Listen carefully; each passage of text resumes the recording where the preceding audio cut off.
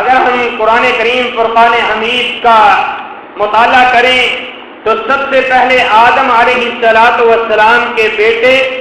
اللہ رب العالمین نے ان کے قربانی کا ذکر فرمایا ہے کہ وَاتْلُ عَلَيْهِمْ نَبَأَ ابْنَيْ آدَمَ بِالْحَقِّ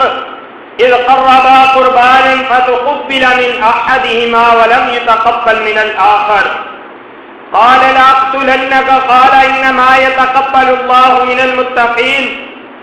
اے پیارے مصطفیٰ علیہ السلام،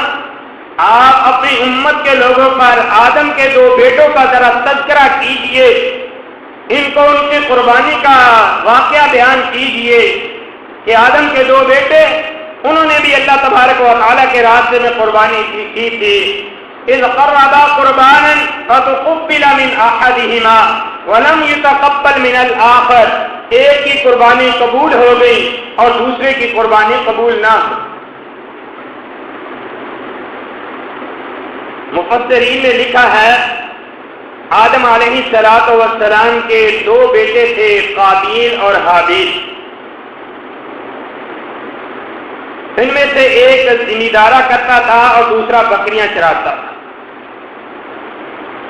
جو بکریاں چراتا تھا اس نے ایک خوبصورت بکری، اچھی صحت مند موٹی تازی بکری اللہ کے راستے میں قربانی کی اور اللہ رب العالمین نے اس کی قربانی کو قبول فرما لیا۔ اور دوسرا اس نے اپنے غلے میں سے، اناج میں سے جو ہلکے قسم کا اناج تھا وہ اللہ کے راستے میں قربان کیا، اللہ رب العالمین نے اس کی قربانی کو قبول نہ فرمایا۔ اور یہاں سے دونوں بھائیوں کے درمیان حسد پیدا ہو گیا کہ اس کی قربانی قبول ہوگی ہے، میری قربانی قبول کیوں نہیں؟ اور یہ جو حسد ہے یہ انسان کو تباہ کرتا ہے۔ آج ہمارے معاشرے کے اندر بھی بھائی بھائی کے پر کاٹ رہا ہے، اس کی ٹانگیں کھینچ رہا ہے اس حسد کا شکار ہو کر کہ اس کا کاروبار اچھا کیوں چل رہا ہے، یہ اپنے گھر کے اندر خوش کیوں ہے۔ آج اگر کسی گھر کے اندر آپس میں اچھی زندگی گزر رہی ہے تو اپنے عزیز و اقارب وہی اس بات کو برداشت نہیں کرتے، حسد کا شکار ہو کر طرح طرح سے اس گھر کو اجاڑنے کی کوشش کرتے ہیں، ناچاکیاں پیدا کرنے کی، غلط فہمیاں پیدا کرنے کی کوشش کرتے ہیں۔ تو یہ دونوں بھائی انہوں نے قربانی کی، ایک کی قربانی قبول ہوئی اور دوسرے کی قربانی قبول نہیں۔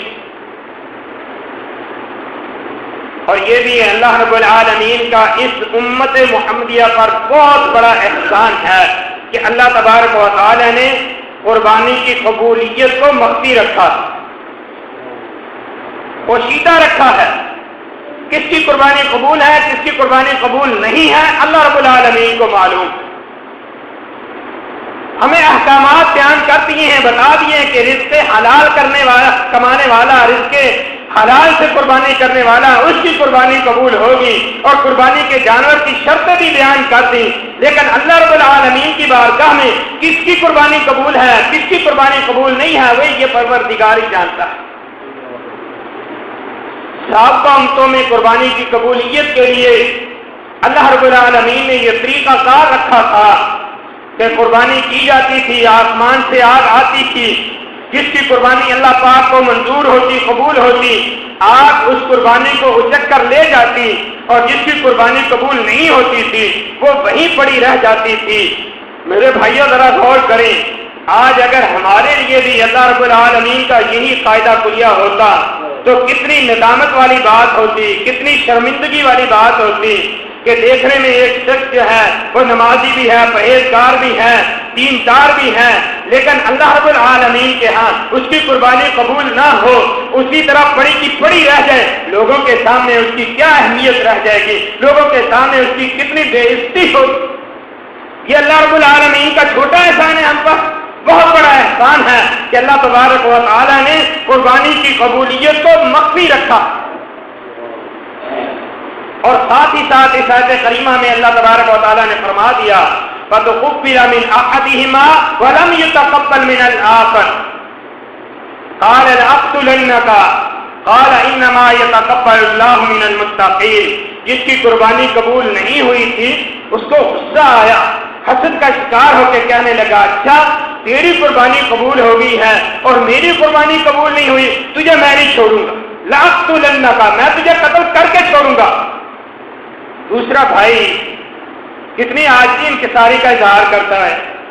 میرا کیا قصور ہے، قربانی میں نے تھوڑی قبول کرنی تھی۔ اپنے رویے پہ غور کرو، اپنے عمل پہ دیکھو، اپنے آپ پر اپنے گریبان میں جھانک کر دیکھو، قبول نہیں ہوئی تو کیوں نہیں ہوئی؟ انما یتقبل اللہ من المتقین، قربانی اللہ قبول کرتا متقی لوگوں کی، پرہیزگار لوگوں کی، اللہ کی بات ماننے والے، اللہ کے حلال و حرام کو پہچاننے والے، اس کے مطابق چلنے والے، وہ متقی ہیں، اللہ ان کی قربانی قبول کرتا ہے۔